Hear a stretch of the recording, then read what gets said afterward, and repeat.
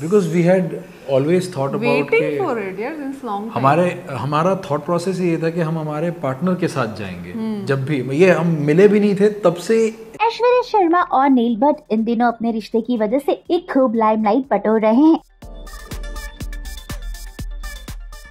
दोनों टीवी के star couple हैं, लेकिन अब दावा किया जा रहा है कि ऐश्वर्या और नील के बीच सब कुछ ठीक नहीं चल रहा है। दोनों की तलाक की खबरें आए दिन आती रहती है और इसी बीच एक और शॉकिंग खबर सामने आ रही है।